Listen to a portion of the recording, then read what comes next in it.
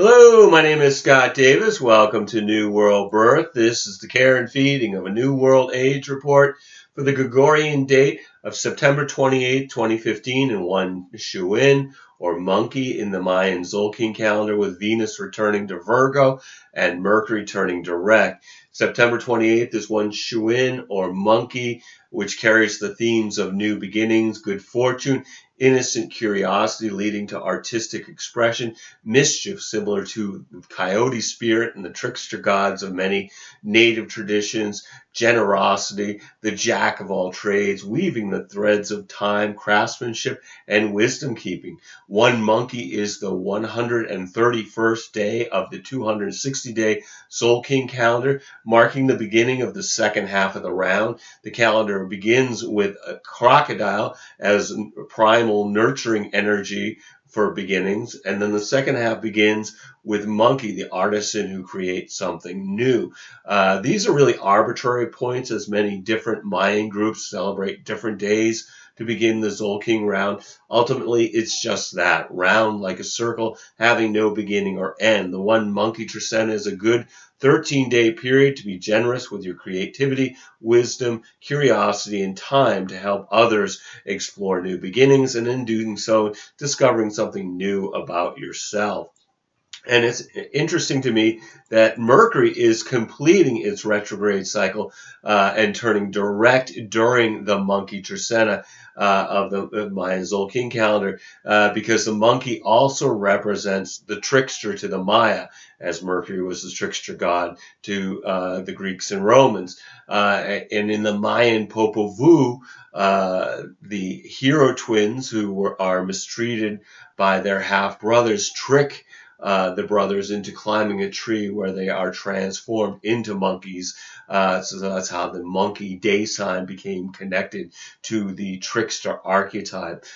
Since we're beginning a new Gregorian month during this trecena, I thought I would discuss the metaphysics of the upcoming month. October is the 10th month, and with the digits of 2015, when added together, we get 9. And then we have a 9-month in numerology. Basic numerology reduces numbers to 1 through 9. So when we think about that arc, 9 represents a time of completion. We have a new cycle beginning in November of 2015. And as a 9-month, October 2015 is about completing tasks and projects that were initiated in February of this year. Anything that is no longer needed is wrapped up and moved out of the way of the new cycle.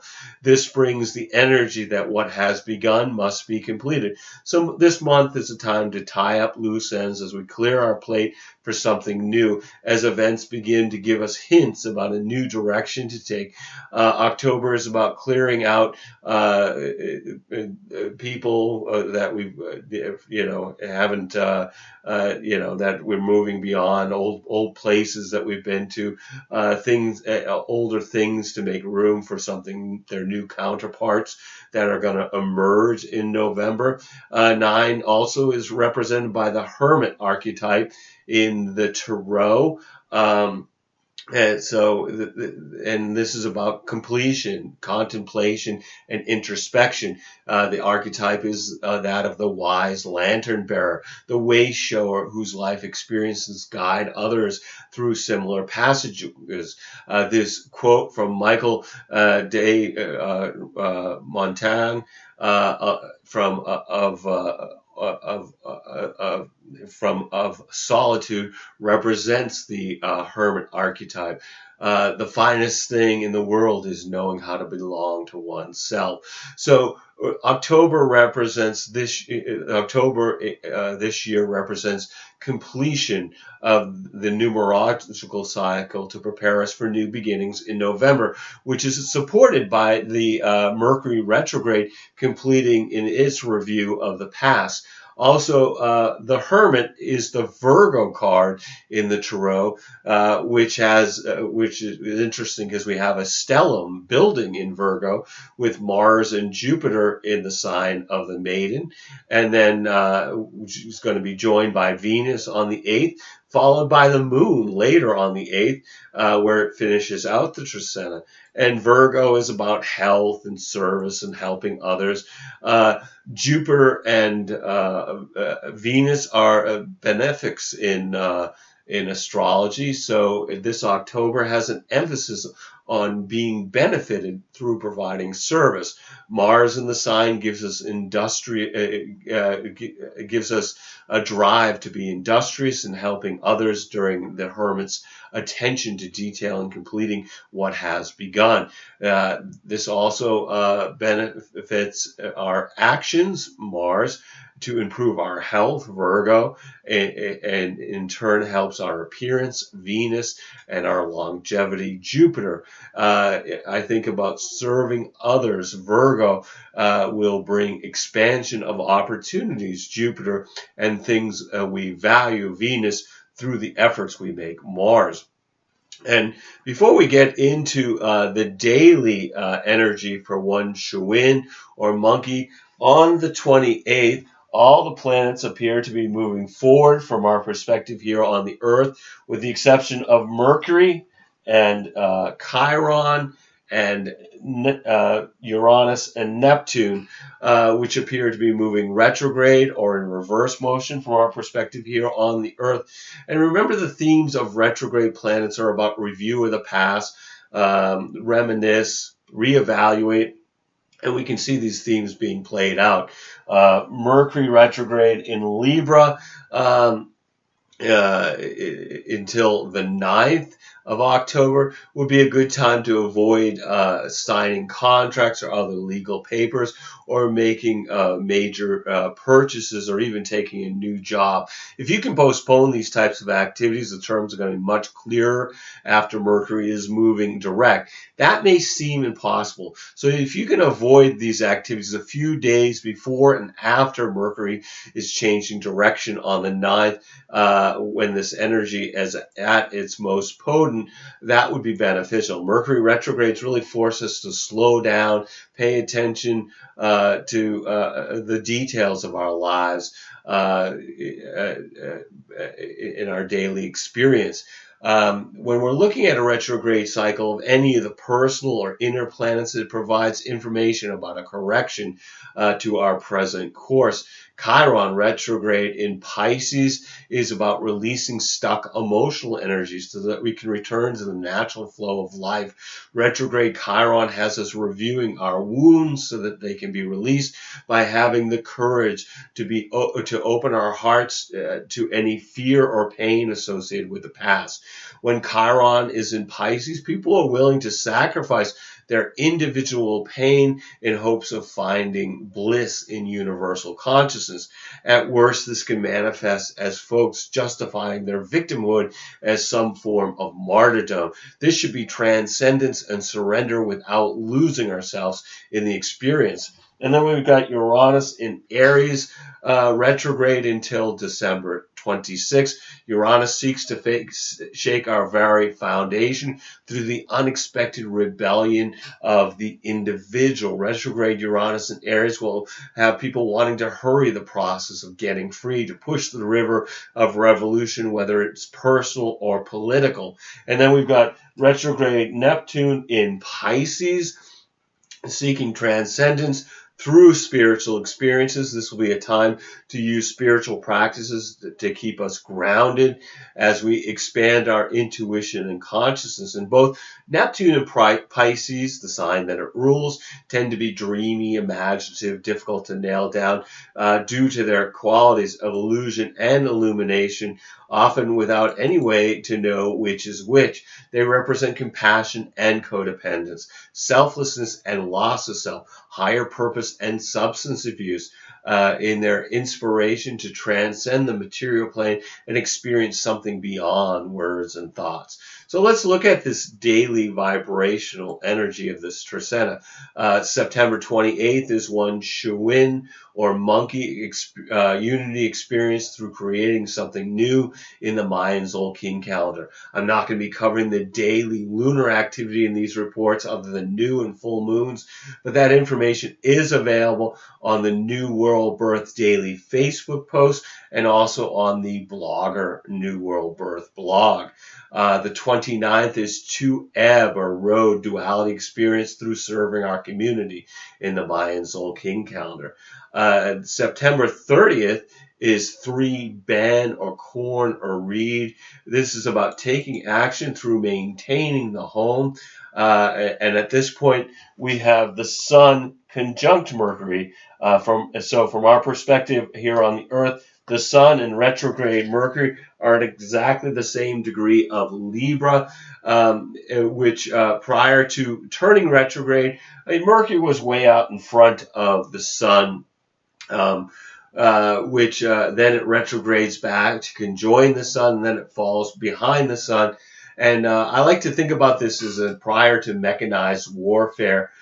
Generals would send their cavalry ahead of the infantry to scout the enemy's location, find possible resources, as well as the lay of the terrain to move troops with maximum efficiency, safety, and to their strategic advantage. And when I think about Mercury when it's stretching out in front of the Sun to gather intelligence to report back to our consciousness, when it conjoins the Sun, in this case on September 30th.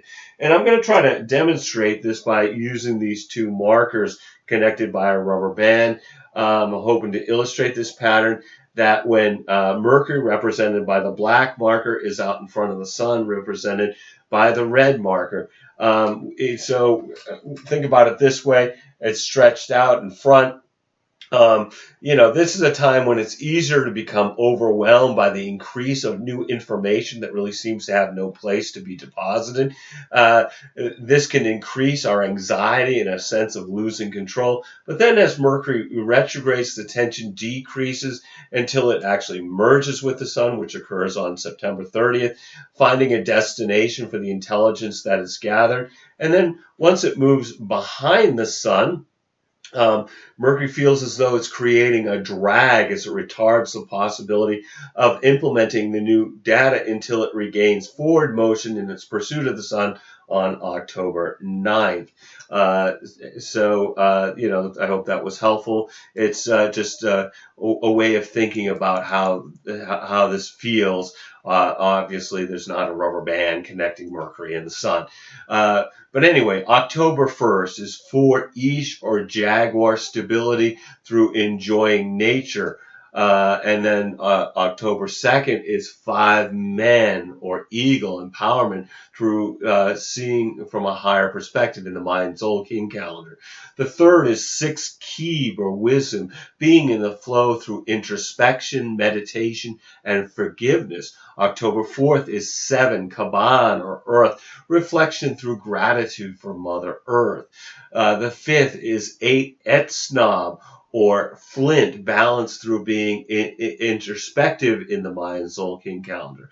The 6th is 9 Kawak or storm, patience experienced through recognizing the gifts of adversity, while we have the Sun in a square to Pluto. So from our perspective here on the Earth, this is a 90-degree angle between the Sun and Pluto, which brings a tense time period when the Libra Sun squares Pluto in Capricorn, and powerful forces test us from within and without. These tests may lead us to make radical changes in some area of our life that's not working well, which seems appropriate given that this is October. It's the 9-month. So this really supports the numerology of letting go of things that no longer serve us to get ready for a new cycle. This can be very beneficial in letting go of old patterns or behaviors that come up for examination at this time. Holding on to what is not working will just make life more difficult. This transit also indicates that persons in authority may demand that we account for our actions or even ourselves. Some people will abuse the power they are wielding under this influence. This indicates a breakdown of situations and machinery. And no matter what you experience, something will make you aware that it needs fixing. And my advice is fix it, whether it's a machine, a relationship, a behavior, or a pattern that no longer works. Also on the 6th, we've got Mercury, which at this point would have moved forward to the earlier degrees of Libra, forming a sextile to Saturn, which is also in the early degrees, in this case, of Sagittarius. Which is great for constructive criticism, being able to see what can be improved in our surrounding environment, as we're very conscious of our flaws, including our own. So we can use our critical eye to see what should be changed to bring improvement. This can be very serious in its pursuit of betterment. So make sure you're also honoring what is positive and not getting overwhelmed by the many imperfections you can view that are in view during this transit. Older people will serve as teachers and mentors at this time. This is nice energy for working carefully on any mental task from a place of concentration and precision, whereas activities that require greater scope of vision may be more difficult. So this is about details rather than the overall pattern. Difficult seeing the forest for the trees. And then also on the 6th, Mars over here is opposing Neptune. So from our perspective here on the Earth, this is a 180-degree angle, which we feel, which can feel debilitating as it brings feelings of inadequacy and discouragement. Physical energy tends to be low when Mars dances with Neptune. So rest, avoid any undue stress are indicated rather than trying to push through, which could lead to illness. Also take care with interactions with others, as folks are more likely to misrepresent themselves, and avoid being involved in deceiving others as well. This transit can also bring about unpleasant consequences to past actions that were less than truthful. Mars opposing Neptune favors working in seclusion, social work, or any activity that is in the interest of other people.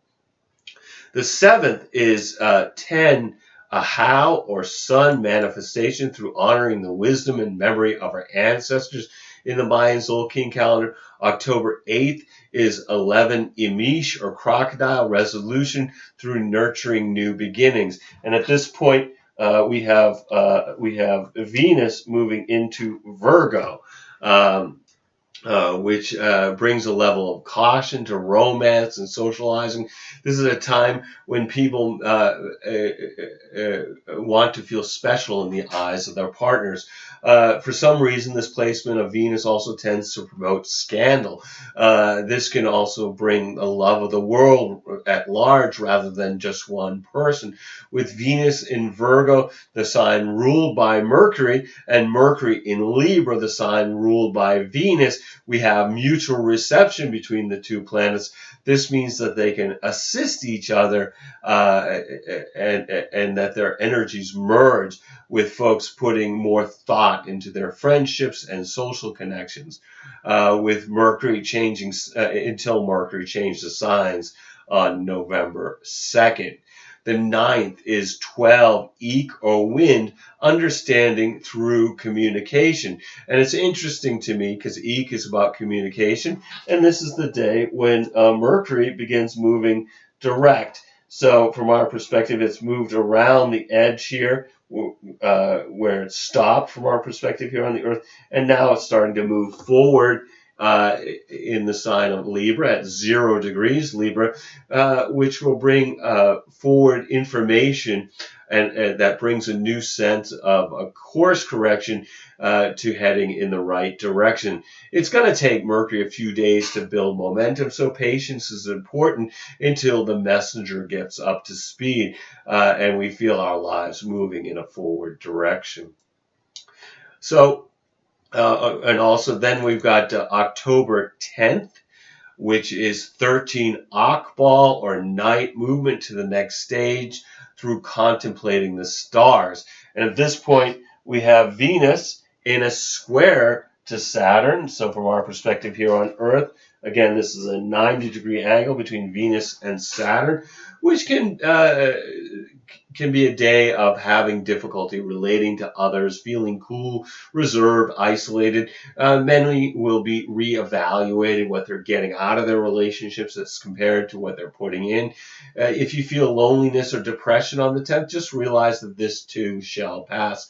And so no matter what the energies that are affecting you during the one monkey trecena, just take some time to be in the flow of the planet by being in nature, watching a sunrise or a sunset, communing with the stars, being conscious of the moment through introspection, meditation, or being with somebody you love. Every day we have is a blessing, no matter what the dramas that beckon to distract us. We're all here just giving the performance of a lifetime on this world stage. Just take some time to observe your play as well as act your part by remembering you're a spiritual being that's having a human experience.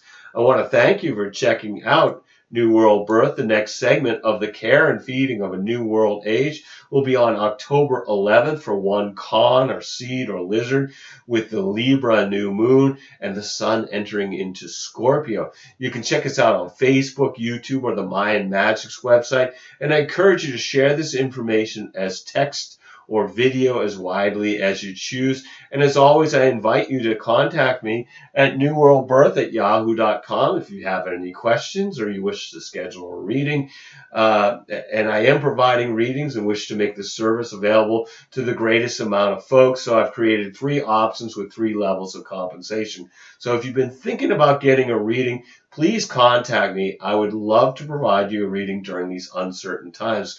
You'll need to be able to either call me in Maine in the USA, or we can connect with Skype to receive your reading. We're also accepting donations to keep these reports freely available. And as always, I am blessed that you've taken the time to connect with my passion for these ancient mysteries and their application to our journey during this incarnation. The light in me honors the light in you. Namaste in Lakesh. And I am very grateful for your awareness and attention to what's being offered here.